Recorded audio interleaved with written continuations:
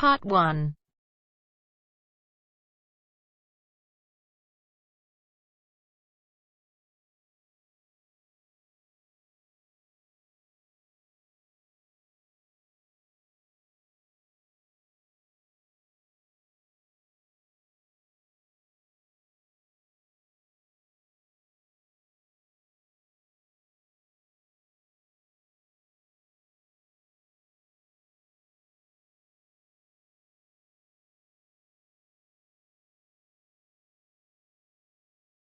You will hear a number of different recordings, and you'll have to answer questions on what you will hear. There will be time for you to read the instructions and questions, and you will have a chance to check your work. All the recordings will be played once only. Write all of your answers on the test pages. At the end of the test, you will be given 10 minutes to transfer your answers to an answer sheet. You will hear a woman making a hotel reservation over the phone. First, you have some time to look at questions 1 to 4.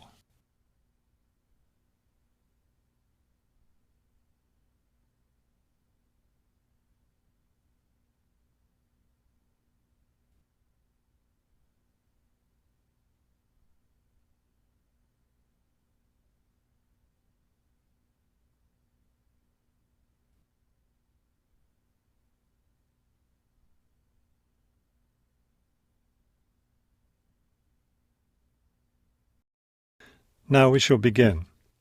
You should answer the questions as you listen, because you will not hear the recording a second time. Listen carefully and answer questions 1 to 4. Good afternoon, Grandview Hotel. Yes, hello. I'm planning to spend a few days in your city next week, and I'd like to, make a reservation. Of course. When did you want to stay here? Next week, Wednesday night and Thursday night.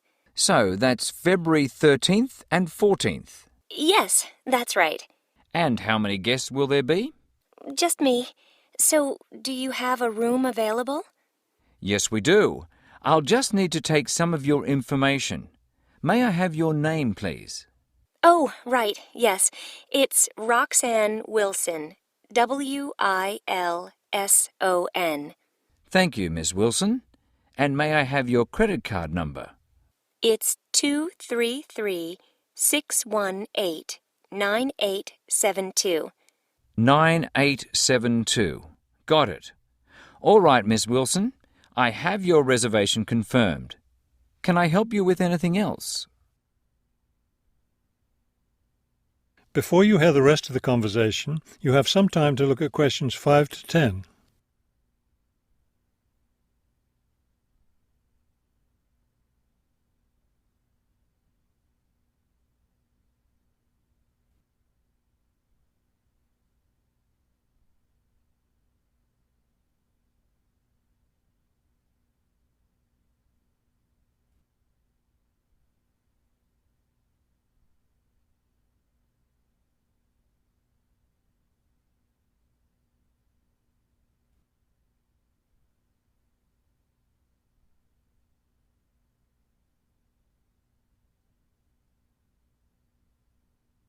Now listen and answer questions 5 to 10.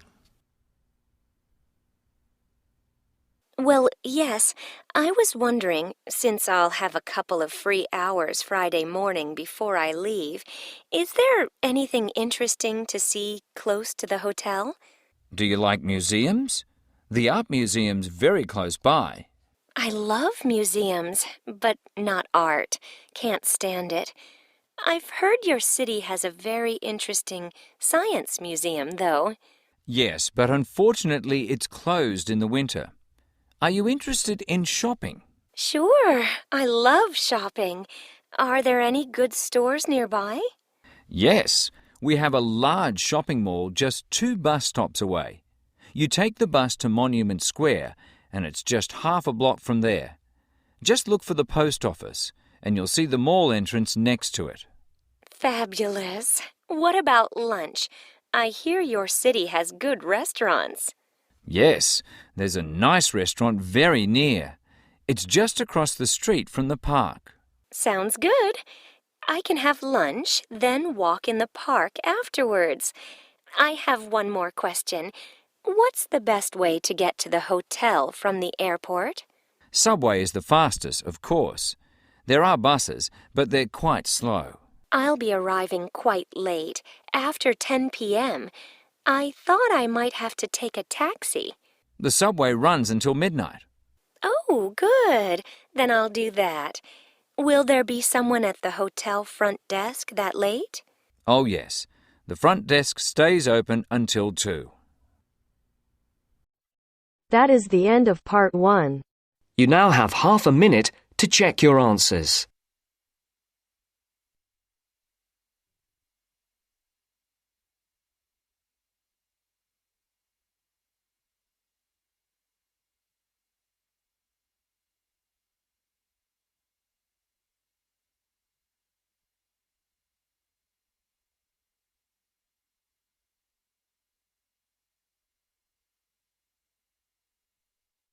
Now turns to part 2. Part 2.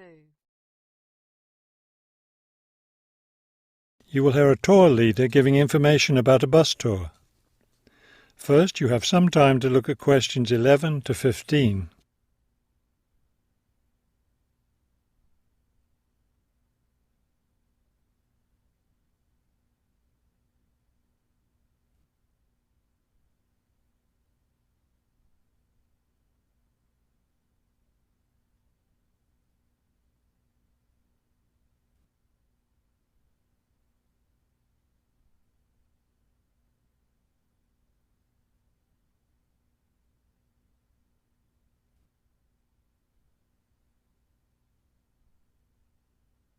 As you listen to the first part of the talk, answer questions 11 to 15.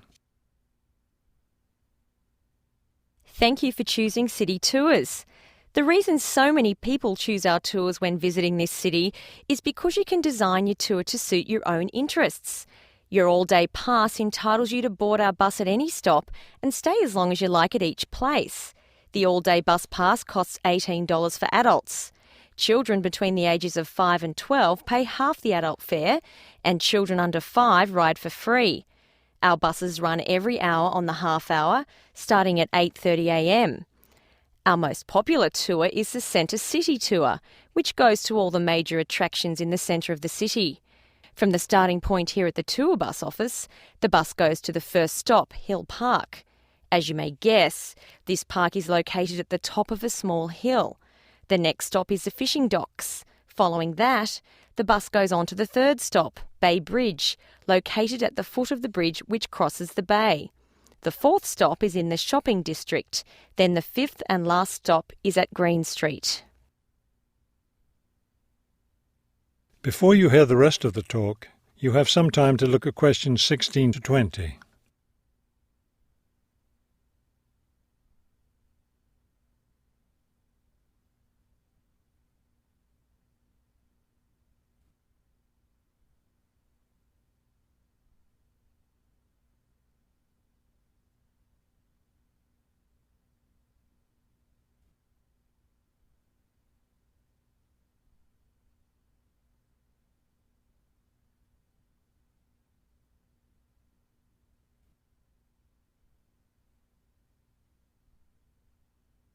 Now listen and answer questions 16 to 20. There are many interesting things to do and see on the Centre City Tour. At the first stop, you can enjoy a spectacular view of the bay, the city, and especially of the fishing docks, which are located at the foot of the hill. At the second stop, you can walk around and look at the boats. Fresh fish from the bay is also for sale here, since this is the place where the fishermen bring in their catch.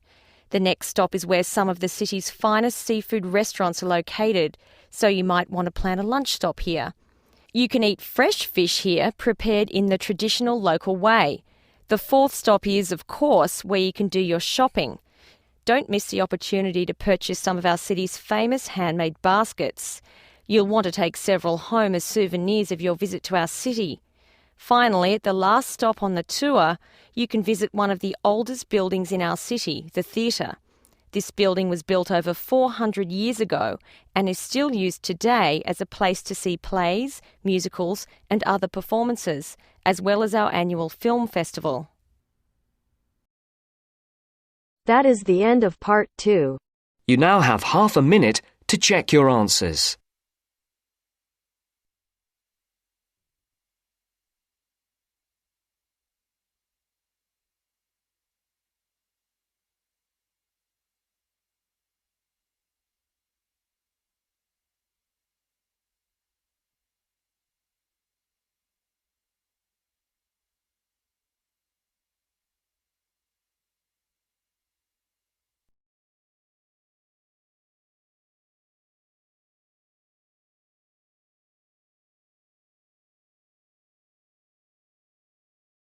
Now turns to part 3. Part 3. You will hear a conversation between two students planning a research project. First, you have some time to look at questions 21 to 23.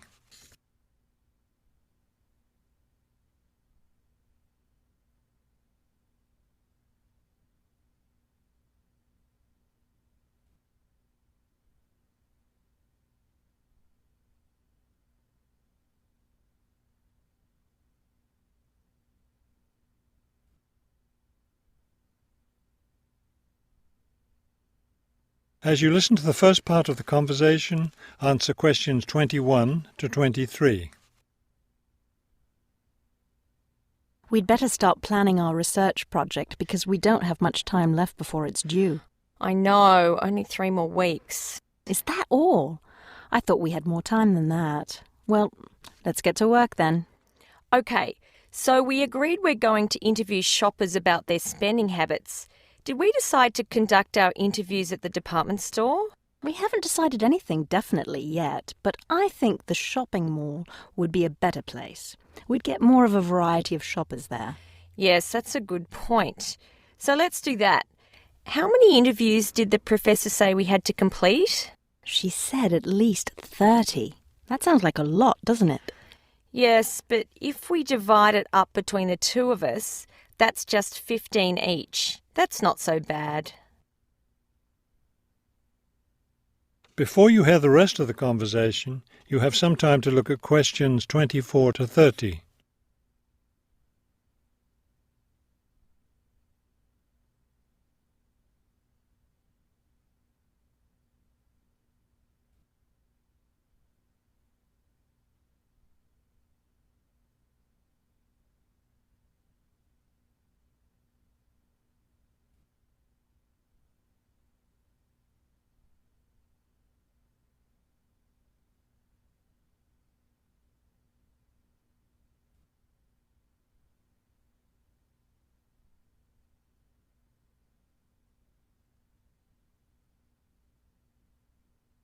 Now listen and answer questions 24 to 30. Okay, so I guess we'd better start designing our questionnaire.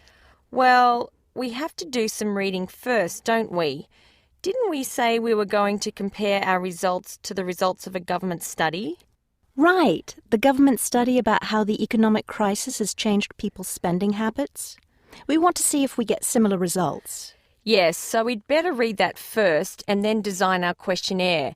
Then I guess we'll be ready to go out and interview shoppers. No, don't you remember? The professor said she had to approve our questionnaire first before we actually conducted the interviews. Oh, right. So we'll get her approval and then conduct the interviews. I think a Saturday would be the best day for the interviews because everyone's out shopping then. Right. We'll do it on a Saturday then. And let's also plan to get together the next day to analyse the results. It's best to do that while everything's fresh in our minds, don't you think? Sure, that sounds like a good idea. Okay, so then we're going to have to present our results to the class. Do you have any ideas for that? It's an important part of our grade, so I think we should plan it well. Well, I think the obvious thing is to prepare some charts showing our results and how they compare with the government study. That will help make the information a lot clearer to the class. Right. Okay, so we'll draw up some charts of the results. And then that's it. All that will be left to do is give the class presentation. Do you think we can be ready on time? I sure hope so. Let's get started now.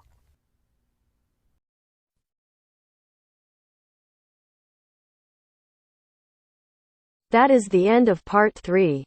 You now have half a minute to check your answers.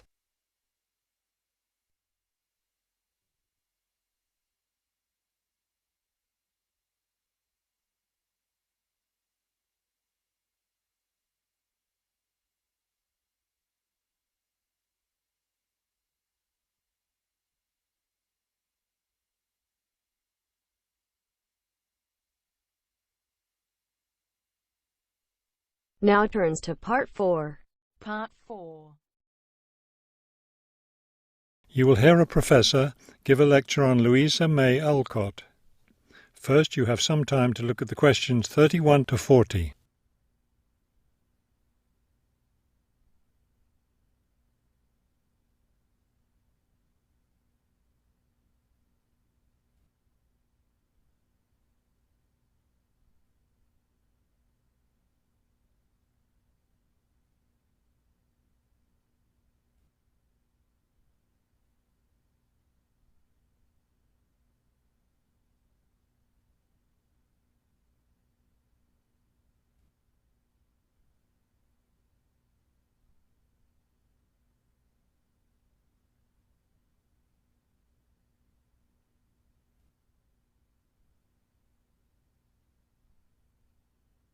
Now listen carefully and complete the timeline in questions 31 to 40. Good afternoon. Today I'd like to continue our discussion of the lives of prominent American writers by talking about Louisa May Alcott, one of the best-known 19th century writers. Alcott is known for her moralistic girls' novels, but she was a much more serious individual than those novels might lead one to believe.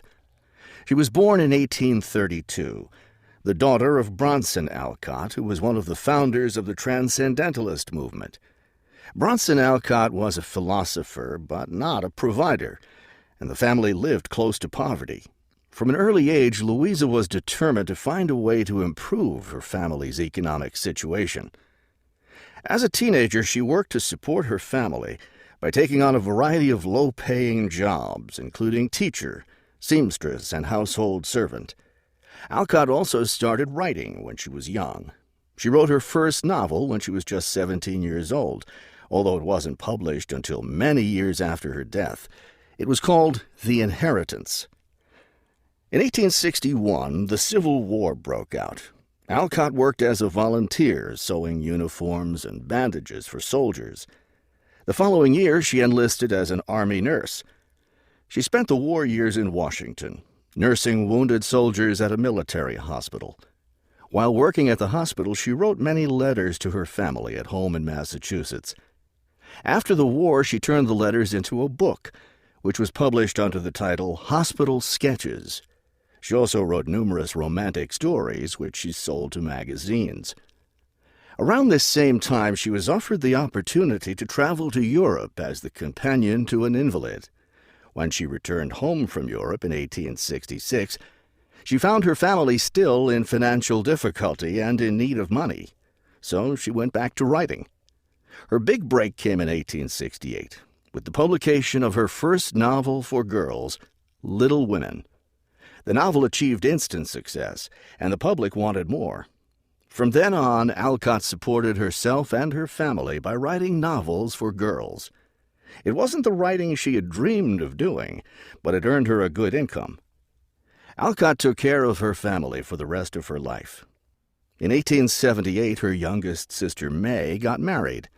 A year later, May died after giving birth to a daughter. Louisa Alcott raised her sister's orphaned child. In 1882, Bronson Alcott suffered a stroke. Soon after that, Louisa Alcott set up a house for him, her niece, her sister Anna, and Anna's 2 sons in Boston. Her mother was no longer living by this time. Alcott was still writing novels for girls, including 2 sequels to Little Women, Little Men and Joe's Boys. The latter was published in 1886. Louisa Alcott had suffered poor health ever since she contracted typhoid fever while working as a war nurse. She died in March of 1888, at the age of 55. She was buried in Concord, Massachusetts. That is the end of part 4. You now have half a minute to check your answers.